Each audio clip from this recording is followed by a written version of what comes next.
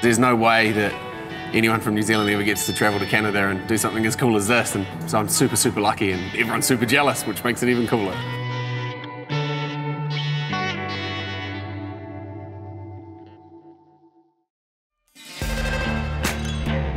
Tonight is the premiere for the Moto Social Toronto. This is the first edition of the year. People are expecting about 1,000 bikes. So yeah, tonight is the night. Everyone that I've ever met from Canada is really cool. Maple leaves, hockey, maple syrup, a boot. It's all good stuff. We turn up and there's just bike after bike after bike streaming in. It was massive, just beautiful, organised chaos. Let me introduce you to Jay. Hey Jay, it's Dan here. Nice to meet you. Dan, he's a very talented photographer. He's working with Harley-Davidson and he's a super nice guy. The vibe was exactly the same as I was expected. It was just like a Montreal Moto Social, but just way bigger. Victor Radix, this is the guy who started the whole Moto Social thing, and he's a good friend of mine and a motorcycle enthusiast. The community was segregated based on how you looked, what kind of bike you rode, how you dressed. So I was like, let's try to bring everyone together and we will like each other. I definitely didn't expect the numbers, I didn't expect the bikes, which is all good to see. And it's a great breeding ground for love and enthusiasm for motorcycles. It's just awesome. I think this is what the motorcycle scene is all about right now, this very strong sense of community. Pretty cool getting out of Toronto. As soon as we hit the countryside, completely different to what I'm used to at home. Things here is really different and really quite pretty and quite picturesque, and there's a lot of straight riding, but still cool to be able to soak it up and check it all out. Before we knew it, we're starting to get into some rain. It's better to have the rain right now than this morning anyway. Yeah, totally. Not like we've got any really sharp corners to ride around to slide out on. Yeah. We headed on to this place called the Biker Church, which is completely different to any other church that anyone would ever see. It looks like a motorcycle clubhouse. Hillbilly and the pastor were just such awesome guys. Hillbilly talked through his whole life story and how he had a really interesting path of sort of not so great choices.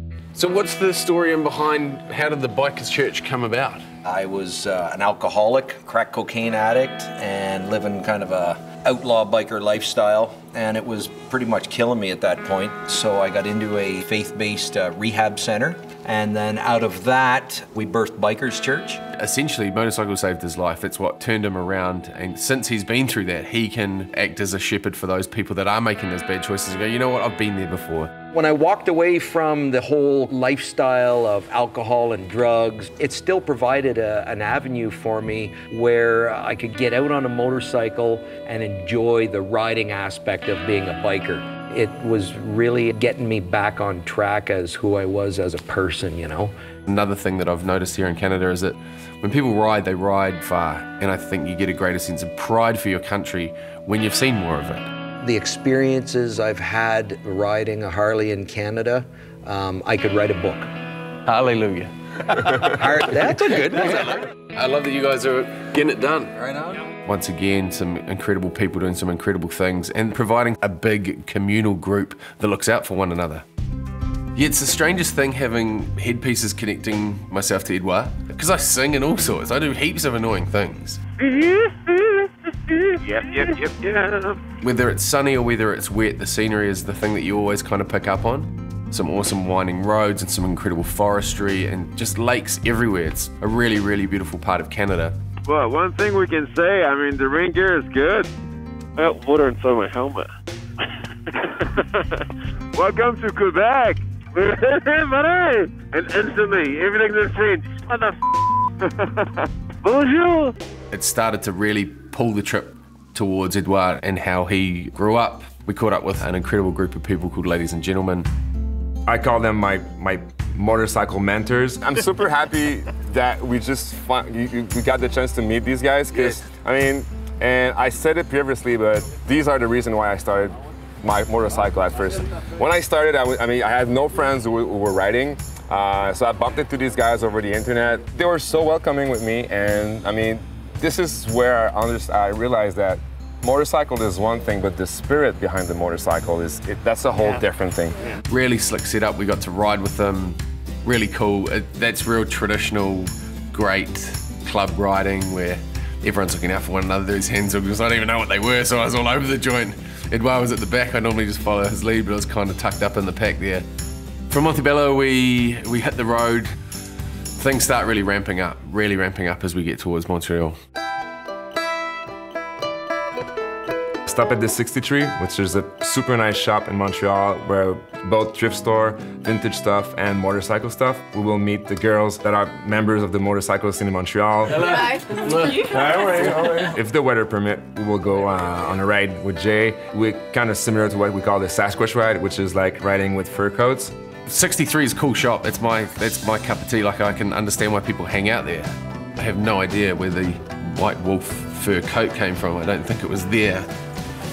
Oh my goodness! Oh man! We just run this one then. Yeah. Okay. I mean, on the lowrider ass. What do you think of that? You look like a Sasquatch. Yeah, thank you. I take it as a compliment. But the Sasquatch ride is a great way, from what I can gather, of seeing the city and seeing how awesome it is. There's parts of Montreal that we can't ride into, but Catherine let us out, and that's really cool. I really am loving seeing the number of females riding Harley-Davidson starting to dramatically increase, and to see Montreal in a white wolf fur coat. She was special, to say the least. It was very special. Strange, probably more strange, that added to the specialness of it. But it was nice to almost be in traffic so that I could see everything that was going on around me, because if I was punching it to the front of every line and splitting lanes and skipping traffic, I would have missed it all. The beautiful bridges, the amazing architecture, the miserably upkeep of the roads, the shocking roads in Montreal, but the beautiful parks, and then up onto Mont-Royal to see the whole city sort of roll out behind us. After the Sasquatch ride, we will, there's a bar opening, the MR250, which is like the first motorcycle team bar that's opening, and the party's tonight. Wherever you go with Édouard, everyone is just always there and ready to help out or party or do something cool. He just really got sort of a gravitational pull. Awesome people want to hang out with him, and as a result of awesome people hanging out with other awesome people, awesome things happen. We hit the road after Montreal. We had some Ks to put down to get to Quebec City. This place is awesome. Oh, yeah, I'm glad you like it. We're gonna stop at Hardcore Cycle, this crazy shop in Portneuf. My friend Pat Desureau, he's one of the greatest builder I know, but he also like this beautiful energy, so I'm really stoked that Jay, we're gonna get to meet him. Rolled right into the middle of his shop, and Pat's in a barber chair getting his hair cut, and there's a guy playing guitar, and there's just, once again, it's Charles Édouard. He's got that special thing where he just attracts amazing people. I love working on bikes. It's my passion. I'd rather work on a bike than ride a bike. Every time I work on something, it's got to be nice, it's got to be well done, and everything's got to be really great. With the resurgence of the bike culture, we kind of wanted to know where our roots were from, and that's exactly what Pat's doing in the customization of bikes. And like he said, he's an artist. As an artist, sometimes I guess it might be difficult, for example, if you're a painter, you know, just when this painting is done. You tell me where I stop, because I'm not going to stop, you know. It's crazy. This is something you see in cool videos like in California or something like that, and then we all realize that, whoa, we have this in Quebec, you know? I mean, how can you ask for more? I see it as a destination, you know? Like from Quebec or Montreal, hey, let's go out Hardcore Cycle, get my beard trimmed, or let's go have a beer, have a coffee, you know? If I was to kind of compare the New Zealand scene and what my friends are like and what we're up to, that's pretty much exactly it, but a Quebecois version of it. Do you mind if we just hang out, watch you drink beer, maybe get a haircut? I was really proud. I mean, yeah, that's the word, I think. I was really proud because the whole point of this was to show Jay from New Zealand what's the motorcycle culture here in Ontario and Quebec. And I mean, these guys from Quebec, I mean, they nailed it. They totally nailed it. I mean, this is exactly what we are and who we are. That was just perfect. We met a great bunch of guys, and we all rode into Quebec City. So this is the next generation of Harley riders. You got the best of it right now. I think we're good for another 100 years. It was cool just sitting at the back and being led in by sort of 6 other guys riding bikes, and it's an individual pursuit which can be enjoyed as a collective, and that's something really special about riding. My friend Fred owns a crazy snack bar, and it's obviously you have to try the poutine, mandatory when you're visiting. I've been wanting to tick off certain things that you need to achieve in a trip to Canada, and poutine is one of them. There are 15 different types of poutine, and so I probably consumed about half of my body weight in potatoes and cheese curd and gravy. There's a need for me to get a serious handle on the way that I eat, or I will more than likely develop a coronary disease after this trip. Wrapped up a great night in Quebec City, and I got to tick off the best poutine in all of Quebec. Should we go for a run and maybe have a salad and have a green smoothie?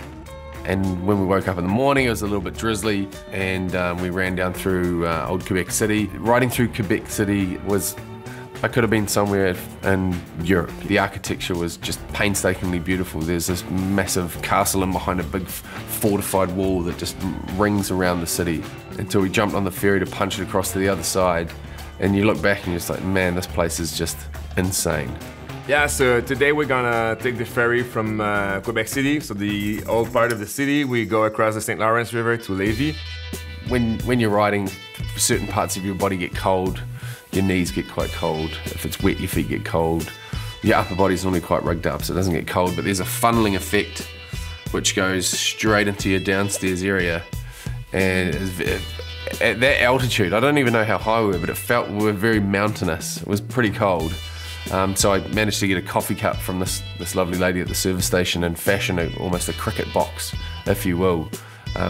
Once again, another one of Jay's hot tips for riding in Quebec is to cover your downstairs operation with a coffee cup to save it from freezing off, because I'm sure that it could have been snapped off. And we finally caught up with the famed Rico.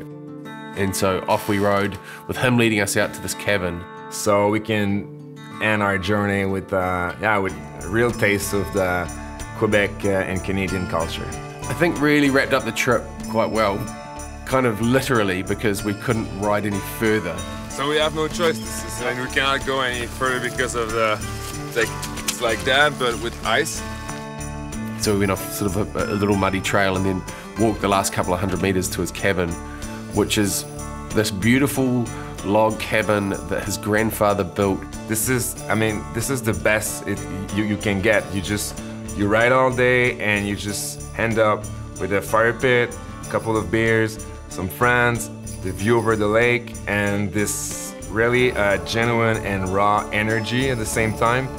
That cabin was the end of the road, like metaphorically in a way, because this is where our journey ends for me and Jay. We're gonna go separate ways from now.